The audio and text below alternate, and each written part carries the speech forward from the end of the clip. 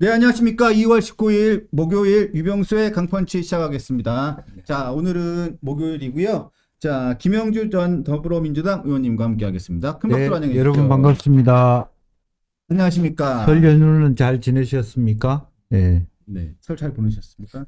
그냥 이번에 그냥 집에서 보내고 영화 보고 뭐 이렇게 또 처갓집 가고 네. 이렇게 그렇게 영화는 뭘 보셨습니까? 그 유병수의 고향이 나오는 강원도를 영어를 배경으로 한 그런 왕과 아, 함께 장항준 감독의 네, 장항준 감독의 예, 영화. 유해진 씨가 예, 예, 나오는 영화죠. 예. 단종을 모티브로 네, 한 네, 네, 네. 장릉이 나오겠군요. 장릉. 거기가 장릉입니다. 청령포. 잘 모르겠습니다. 네. 저희 집 가다 보면 나오는 예. 곳입니다. 네. 그러니까 그렇게 잘난 체 하라고 내가 던진 거예요. 아, 저희 그 예전에 소풍 거기로 많이 갔어. 예, 예, 예. 소풍을 많이 갔어. 그 위에 길은 좀 기억이 나더라고. 옛날에 그 영월 갔을 때 이렇게 네.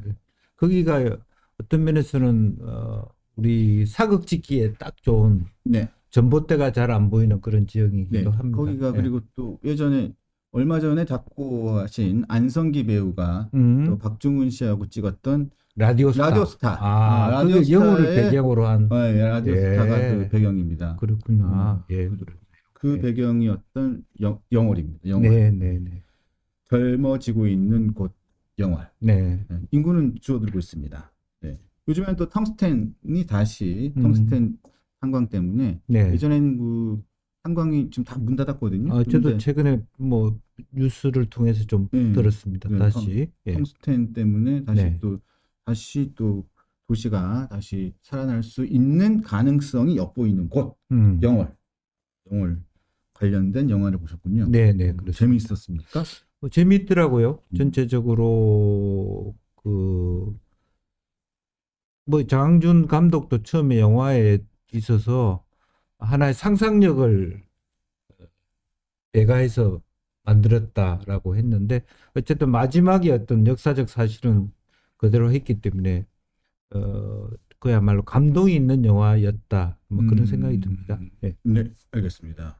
한번 보겠습니다. 네. 영화 홍보까지 해주신 그래서 거예요? 내용은 제가 스포를 일체 안 하고 네. 다른 분들을 위해서 네. 스포 다 하셨는데요? 이런 정도 얘기해가지고 무슨 얘기인지는 몰라요. 아, 네, 알겠습니다. 네. 야, 연휴 동안에는 이재명 대통령과 장동혁 국민의힘 대표 간의 에, 이 주택자 논란, 부동산 논란이 화제였습니다. 왜 이게 SNS로 싸우시는지. 글쎄요.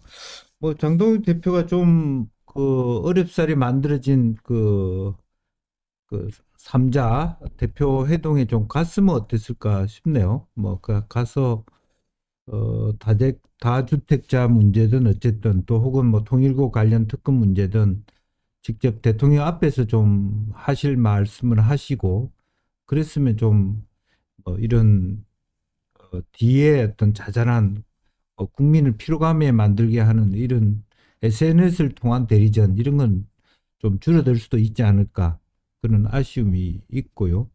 아마 그럼에도 불구하고 이게 그 이재명 대통령이 그런 전략적 소통, 쪽 SNS를 통한 소통이라는 게 간단하지 않은 게 다주택자 전체를 공격하지 아니하고 일부 정치권 뭐 혹은 특권층 혹은 특혜를 받는 사람 이렇게 표적으로 타겟팅하는 것이라서 상당히 어떤 그 서로 간에 치고받는 것 머리 싸움이 필요한 거예요. 그래서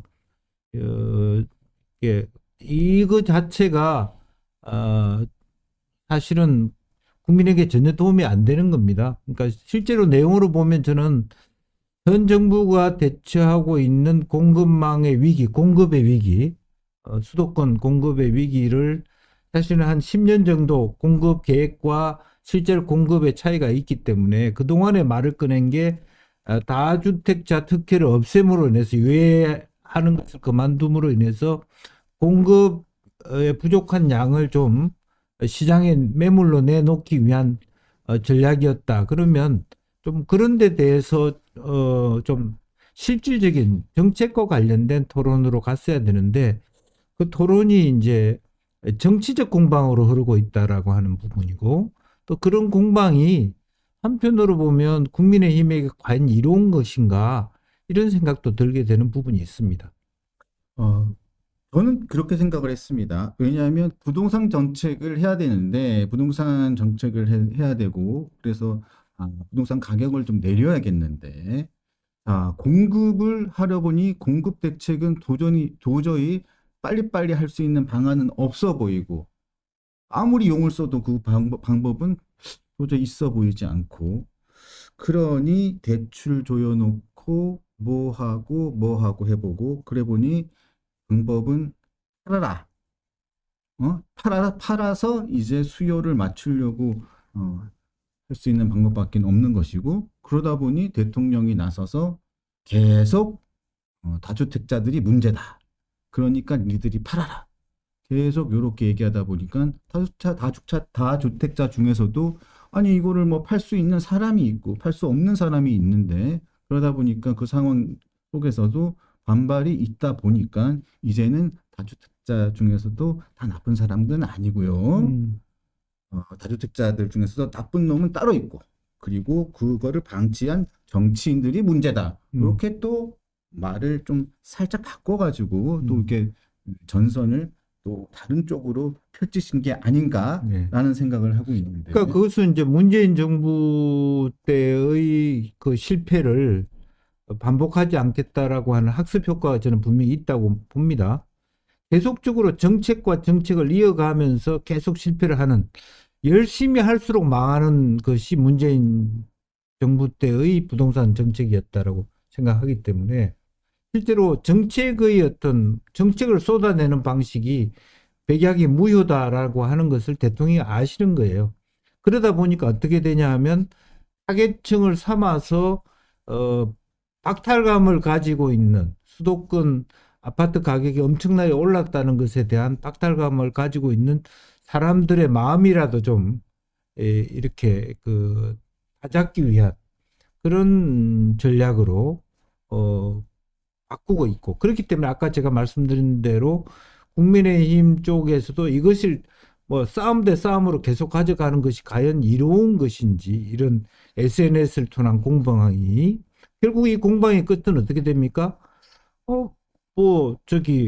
불효자라는 얘기는 알겠는데 6채 중에 그러면 2채 빼고 4채라도 팔지, 이런 식의 어떤 공격을 하게 되는, 그러니까 민주당 지지자들이 혹은 또 여전히 고공행진을 하는 이재명 대통령의 어떤 수행 평가, 이런 부분에 힘입어서 가는 이제 그런 부분에 냉정하게 좀 빠져나와서 실질적인 정책적 대안을 갖고 싸우는 것으로 좀 선회할 필요가 있다는 거죠. 국민들은 몰라요.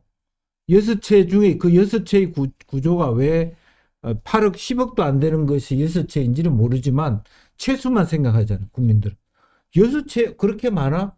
그 부모님이 갖고 있는 한 채를 빼더라도 나머지도 다 가족들이지만 어쨌든 너무 많네. 이런 심리를 이용하는 것이거든요. 그래서 나는 6채지만 당신이 가지고 있는 똘똘한 한 채보다 더 적어. 이런 것이 궁하다고 마지막에 가서. 뭐 그래, 자본주의 사회에서 어쨌든 한 채인데 한 채를 어떻게 공격해. 이런 부분이 있고, 그렇기 때문에 조금 더 앞으로 국민의힘이 더 세밀한 어떤 정책적 무기를 가지고 대결해 가야 된다. 이 정부의 부족한 점이나 아픈 부분을 건드려야 된다. 저는 그렇게 생각합니다. 근데 대통령의 입장에서 보면요. 맨 처음에는 마귀 뭐 이런 식으로 해가지고 다주택자를 공격을 했었는데요. 결국은 흐름이 이게 흘러가다 보니까 결국은 1주택자가 상당히 많잖아요. 집이 없는 분들도 많고요. 예. 그렇게 부분을 한쪽으로 두고 그런 다음에 집이 많은 사람들을 한쪽으로 몰고 결국은 그렇게 1주택자와 집이 많은 사람들로 갈라치기를 딱 해서 지금 그 상황들을 만든 것 같아요. 그 집을 팔아야 가격이 떨어지지 않겠느냐. 그러니까 그런 단순한 논리로 지금 특히 대통령이 만들어버린 지방 것 같아요. 가서 이런 얘기 많이 들었을 거예요. 현재 논리대로 다주택자를 막이라고 하면 결국 지방은 다 망한다. 다주택자들은 어쨌든 서울을 비롯한 수도권에 집을 한 채 주고 지방에 두세 채를 가진 사람인데 다주택자를 공격하면 지방에만 매물이 생기는 거예요. 결과적으로는 자잘한 거 1, 2억짜리 그거 다 팔아치우고 서울에 똘똘한 한 채 20억, 30억짜리를 지키려고 하는 부분이라서 그런 얘기를 아마 지방에 돌면서 부울경이나 이런 데 가면서 많이 대통령이 이야기를 들었을 거예요. 그래서 이거 아니다라는 생각이 들어서 갑자기 후퇴를 하지 않았겠나 그렇게 생각이 들고요. 그야말로 장동영 대표는 왜 여섯 채인지는 모르겠습니다만은 그러니까 자기 유산으로 물려받았거나 자기 부모님 때문에 다주택자가 된 것에 대해서 동정론이 있을 수 있잖아요. 내가 다주택자가 되고 싶어서 된 것도 아니고 그거 가지고 돈 버는 것도 아닌데 투기형도 아닌데 투자형도 아닌데 다주택자가 된 부분에 대해서는 대통령이 일부 후퇴한 거 아닌가 그렇게 봅니다. 말씀하신 것처럼요. 저는 대통령이 말씀하신 부분은 이 부분은 꼭 짚고 넘어가야 된다고 생각을 하는 게요. 맨 처음에는 계속 집을 팔라고 말씀하셨고 여러 가지 여러 채의 주택을 갖고 있는 부분들은 막이라고 표현까지 하셨었어요. 그리고 또 어떻게 말씀하셨냐면 똘똘한 한 채를 갖고 있는 것도 문제가 있다는 식으로 말씀을 하셨었어요. 그러다가 쭉 다른 분들이 계속 설명을 하셨죠. 그럼 지방에 있는 그 집을 갖고 있는 사람들. 왜냐하면 장동혁 대표를 포함해서 다른 사람들, 지방에 있는 노무를 모시고 계시는 분들이라든가 이런 분들 어쩔 수 없이 팔 수가 없어서 가지고 있는 집들까지도 다 그렇게 다주택으로 볼 것이냐 이런 부분에 대해서 계속 논란들이 생기고 반론들이 생기니까 그제서야 지금 어떻게 말씀하시냐면 부모님이 사시는 시골집 같은 거는 문제 삼지 않겠다. 그것까지 하려고 하는 건 아니다라고 하면서 다시 뭐라고 얘기하냐면 그렇게 만들어낸 정치인들이 문제다 이러면서 다시 방향을 바꾼 거거든요. 그러면서 머릿속에 남는 것은 뭐냐면 결국은 아까 말씀드렸지만 1주택자, 무주택자 한편으로 놔두고 결국은 집이 많은 사람 이렇게 갈라치기를 했다. 그렇게만 생각이 드는 거고요. 그러니까 이 단계에서는 그런 단계를 다시 뛰어넘어요. 그 다음에는 어찌 되면 정치인들을 공격하면서 그럼 민주당과 국민의힘 중에 다주택자가 발음이 잘 안 돼요. 다주택자가 누가 많으냐 이런 공격을 하는 거예요. 네, 최종적으로. 네, 결국 그렇게 자꾸 되는 정치적 거죠. 공방으로 몰아가서 결과적으로는 지방선거를 앞두고 어쨌든 계속적으로 국민의힘에 대한 공세로 자연스럽게 전선을 이동시키거든요. 이제는 부동산 정책에 대한 공격이 아니에요. 가진 자, 서민의 것을 뺏어간 자는 국민의힘이다. 이런 공격으로 그 다음에 나아갈 거라고. 저도 그게 네. 그렇게 갈 것으로 보이고요. 또 하나 또 말씀드리고 싶은 것은 이게 여론에 대한 약간의 좀 반향이라는 것. 조작은 아닌데 여론이 받아들이는 이 체감 같은 것이요. 이재명 대통령이 계속 그 부동산에 관련해 가지고 메시지가 방향이 왔다 갔다 하고는 있지만 계속해서 부동산 그다음에 가격 팔아라 얘기를 하다 보니까 부동산에 뭔가 진심이구나라는 메시지를 계속 주고 있다 보니까 부동산 가격에 잡힐 건가 보다 아니 부동산에 뭐가 있나 보다라는 계속 그런 자극을 계속 준단 말이죠. 네. 그러다 보니까 부동산 뭐가 있나 보다라고 하면서 부동산 정책을 진짜 아무것도 하고 있지 않은데 실질적으로 무슨 효과가 있는 상황이 아닌데도요. 뭐가 효과가 있을 것처럼 사람들이 그냥 인식하게 되어버리는 그런 네. 효과가 또 있는 것 같아요. 지금 이제 앵커께서 말씀하신 게 정치학적 용어로 레지티머시라고 하거든요. 정당성인데 정당성이라고 하는 것은 정부나 대통령의 명령을 국민이 순응하게 하는 것이에요. 그러니까 순응하게 하는 것은 계속적으로 집중해서 그 논의를 함으로 인해서 부동산 가지고는 재미를 못 보겠구나라고 하는 그런 이제 느낌을 주게 하는 그런 부분이죠. 그러니까 정치적으로 이제 그런 측면들이 있어서 이 대통령의 전략적 소통 방식이라고 하는 것이 간단하지 않다라는 거고요. 국민의힘은 좀 더 슬기로웠으면 좋겠습니다. 왜냐면 똘똘한 한 채를 가진 대부분의 사람들이 사실은 국민의힘 지지층이에요. 수도권 또 중산층 이상의 어떤 세대이기 때문에 그런 것만으로 공격하기는 어렵다고. 대통령의 50억 하지만 실제로 대통령 집은 아직 25억밖에 안 되거든요. 뭐 재개발을 하면 50억 된다는 것이지. 그런 식으로 해서 자기 지지층을 불편하게 하는 부분이거든요. 이제 그런 측면에서 이걸 아주 좀 멀리서 객관적으로 이 싸움을 같이 할 것이냐, 얼마까지 따라갈 것이냐 하는 것을 좀 생각할 필요가 있겠다는 생각이 듭니다. 네. 그래서 여러 가지 그 이재명 대통령의 지금 연휴 동안 있었던 연휴도 아니죠. 연휴 이전부터 있었던 폭풍 SNS 글로 인해서 부동산 정치를 저는 한다고 생각을 하는데 이 부분에 대해서 유효하게 국민의힘이 아주 기민하게 대응을 하는 건 아니다. 네. 못하고 있다. 그런 생각을 좀 하고 있습니다. 일단 장동혁 대표의 그 6채가 자꾸 논란이 되고 있습니다. 근데 일단 따지고 보면 참 설명을 해보면 이거 6채가 참 6채 같지 않은 6채인데 6채라고 딱 규정을 해버리면 참 뭐 그러고 말하기도 어려운 6채 네. 그런 상황이에요. 자 보면 지역구가 보령이다 보령의 지역구 의원이 집이 없는 것도 이상합니다. 뭐 그런 의원들도 많이 있죠, 사실. 지역구에 그냥 전세나 월세로 들어가 있는 사람들이 있습니다. 많이 있죠. 자, 네. 그런 사람들이 참 욕먹어야 되는 거거든요. 사실 그런 거 보면. 그렇죠. 지역구에 네. 집도 하나 없는 사람들도 있는데. 음. 근데 지역구에 아파트를 하나 사놨는데, 저게 또 문제가 또 되고. 또 서울에 또 의정생활 하다 보니까 또 서울에도 집이 없을 수 없고, 그러니까 서울에 집이 있고. 그 다음에, 부인되는 분이 지분으로 상속받은 아파트가 2개가 있는데 지분으로 받은 거. 좀 지분으로 받은 거는 뭐 가서 살 수 있는 것도 아닙니다. 지분으로 받은 거. 이게 2개가 있는 것이고. 하나는 오피스텔. 저건 거주용이 아니고 여의도에 있는 것이고. 그리고 어머니가 노모 95 대신 노모가 지역에서 45년, 50년 살고 계시는 그 내용. 그렇게 다 합해가지고 한 8억 정도 된다는 건데요. 그걸 다주택으로 볼 수 있는 건지. 다주택은 다주택이죠. 근데 저게 똘똘한 한 채가 어디 있나요? 그러니까 똘똘한 한초가 없죠. 그러니까 상당히 억울할 거예요. 네. 근데 이제 제 말씀 그래도 그 부인의 지분으로 받은 것은 좀 처분할 필요는 있다라고 하는 이제 왜냐하면 국민들이 일일이 다 몰라요. 모든 국민을 찾아다니면서 이렇다라고 얘기하기가 참 공공해요. 궁금하죠. 어쨌든 많은 건 많은 거 아니냐 이렇게 하면 할 말이 없잖아요. 사실. 예.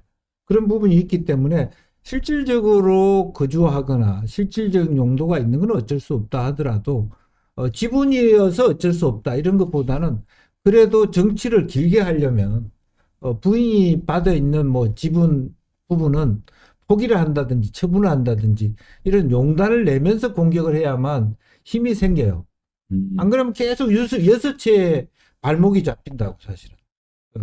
그 프레임 자체를 그렇게 다주택자 매체다 이런 것으로 잡고 있기 때문에 그 프레임을 이동시키려면 최소한 나는 이거는 했다 그러면 내가 손해봤지만 어쨌든 뭐 금매라도 해서 내 지분을 포기했다라든지 이런 방식이 저는 필요하다는 생각이 듭니다.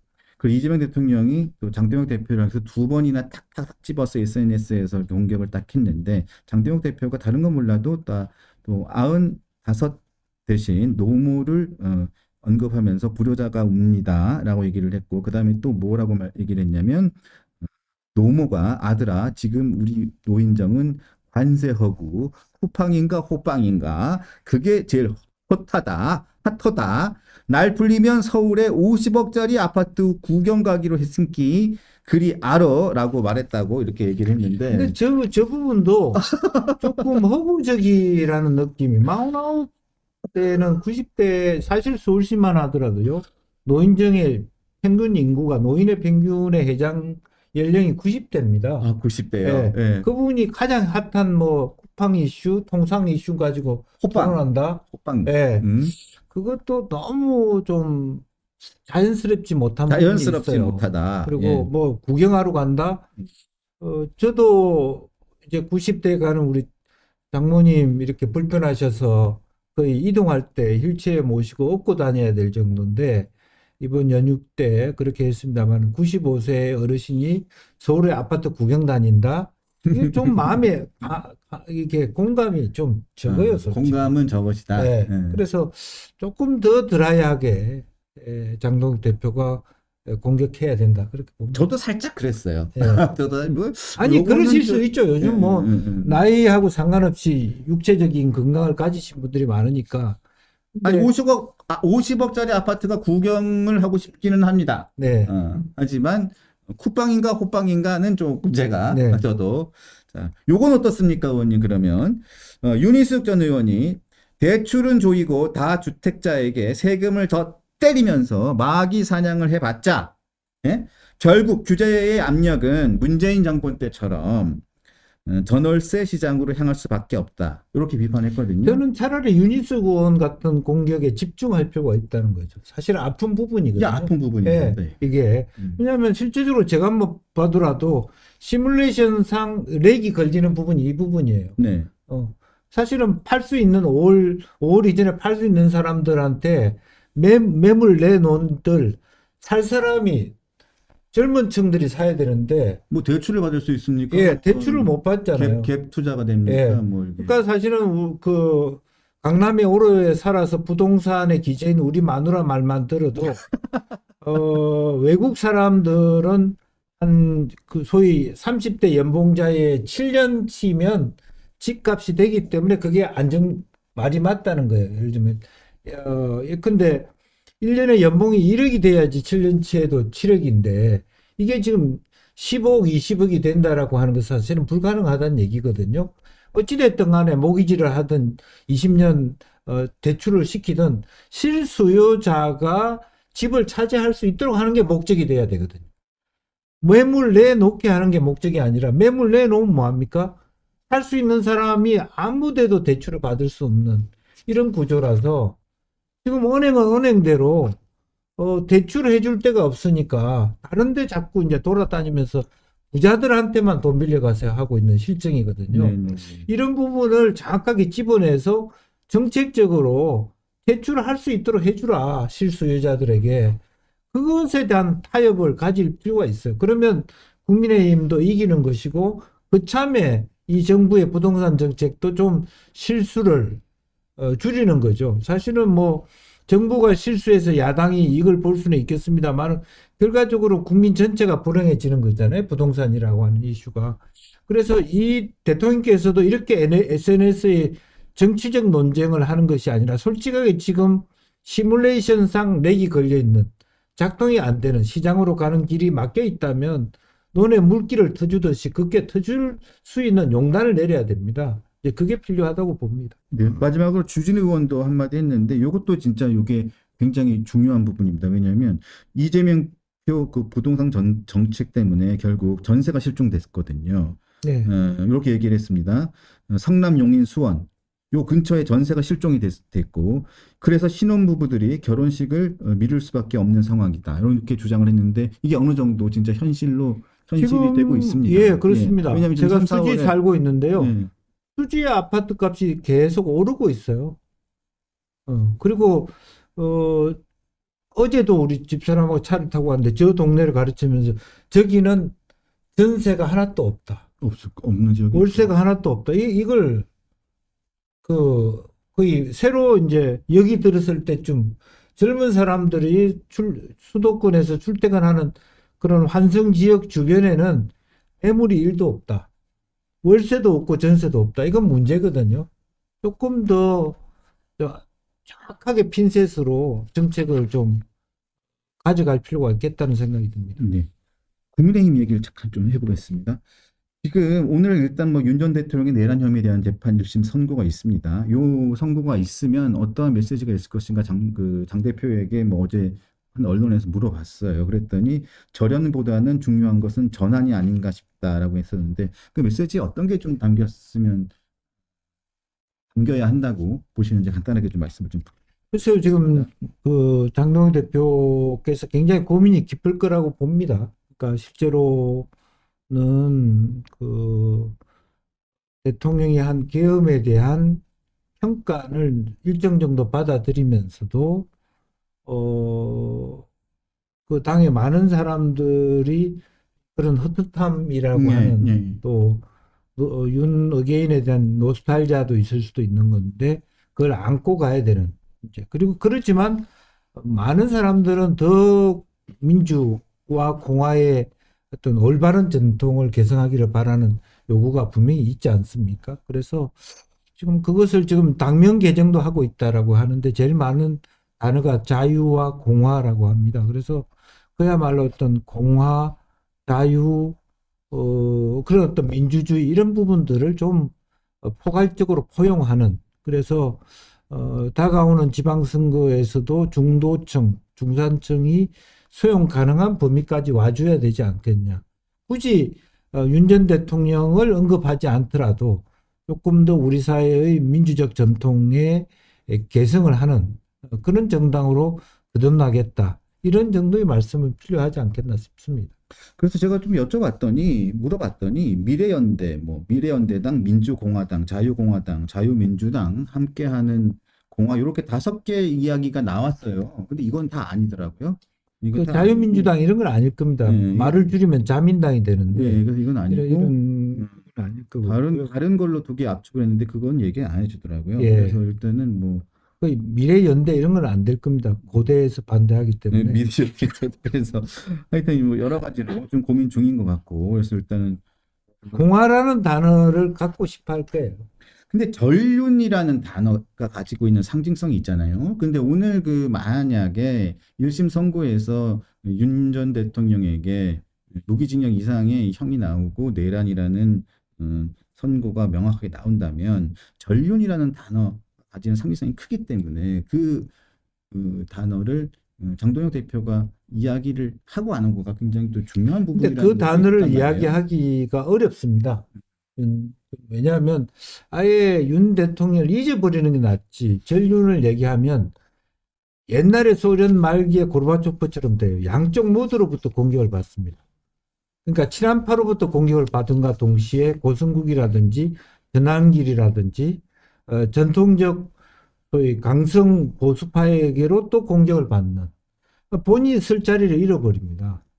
근데 안 하면 안 한다는 공격이 굉장히 거셀 텐데요. 그래서 그 실질적으로 저는 그러니까 내용은 전륜이지만 윤 전 대통령의 이름을 언급하지 않는 방법. 아니, 그렇게 그러니까 사실상의 전륜이지만 전륜이라는 말을 꺼내지 않으면 그거는 전환길 씨는 이쪽으로도 공격을 받을 테고 전륜이라는 말을 꺼내지 않았다고 또 친한계로부터도 엄청나게 공격을 받을 텐데 저는 그런 상황이 최악이 아닌가. 친한계로부터 공격받는 것은 무시할 만하다고 볼 거예요. 그렇게 센 그 세력이 참 당내에 없습니다. 왜냐하면 사실 전략적으로 보면 그런 것 때문에 쫓아낸 거잖아요. 사실은 친한계를 무시한 거죠. 니네들은 신당 창당할 힘도 없다. 무시할 만해. 그렇게 된 거잖아요.